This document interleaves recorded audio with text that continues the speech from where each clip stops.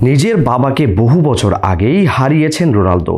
২০০৫ সালে মাত্র ৫৩ বছর বয়সে প্রয়াত হন রোনালদোর বাবা হোসে দিনিস আভেইরো। বাবার মৃত্যুর সময় রোনালদোর বয়স ছিল মাত্র ২০ বছর। সে সময় থেকে তিনি ম্যানচেস্টার ইউনাইটেডের তারকা ফুটবলার হয়ে উঠেছিলেন, কিন্তু বাবার মৃত্যু তাকে গভীরভাবে নাড়া দেয়। দিন কয়েক আগেই নিজের বাবাকে হারিয়েছেন মেসি। বিশ্বকাপ চলাকালীনই জানা গিয়েছিল রোজারিওর একটি ক্লিনিকে ভর্তি হয়েছেন মেসির বাবা হোর্হে। দিন কয়েক আগেই মৃত্যু ঘটেছে তার। এই ঘটনা গভীর ছাপ ফেলেছে মেসির মনে। নিজের ইনস্টাগ্রামে বাবাকে উদ্দেশ্য করে বড় বার্তা দিয়েছেন লিও। বাবাকে ছাড়া যে তার থাকা কতটা দুঃসহ তাই বুঝিয়েছেন ফুটবলের রাজপুত্র। তবে তার এই কঠিন সময়ের তিনি পাশে পেলেন রোনালদোকে। মেসির পোস্টের নিচে কমেন্ট করেছে রোনালদো।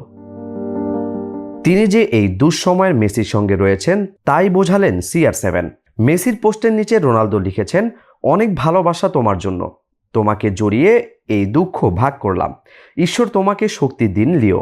মুহূর্তের মধ্যেই মিলিয়ন লাইকের সংখ্যা ছাড়ায় রোনালদোর এই কমেন্টটি ফুটবল দুনিয়াকে CR7 বোঝালেন সংবাদ মাধ্যম তাদের মধ্যে দূরত্ব তৈরি করলেও তার এবং মেসির মধ্যে কোনো ঝামেলা বিবাদ কিচ্ছু নেই। প্রসঙ্গত, নিজের বাবাকে বহু বছর আগেই হারিয়েছিলেন রোনালদো। ২০০৫ সালে মাত্র ৫৩ বছর বয়সে প্রয়াত হন রোনালদোর বাবা হোসেন দিনিস আভেইরো। বাবার মৃত্যুর সময় রোনালদোর বয়স ছিল মাত্র ২০ বছর। সেই সময় থেকে তিনি ম্যানচেস্টার ইউনাইটেডের তারকা ফুটবলার হয়ে উঠেছিলেন, কিন্তু বাবার মৃত্যুর তাকে গভীরভাবে নাড়া দেয়। বিভিন্ন সাক্ষাৎকারে বাবার প্রতি ভালোবাসা ও শ্রদ্ধার কথা জানিয়েছেন CR7।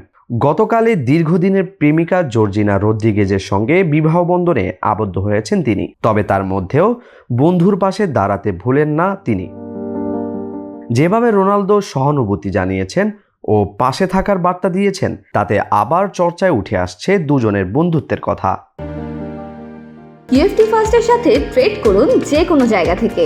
ক্যাম্পাসে ক্লাসের ফাঁকে, ঢাকার জ্যামে বসে কিংবা ঘরে বসে, ট্রেডিং এখন হাতের মুঠোয়। তাই ট্রেড করুন যখন খুশি, যেখানে খুশি।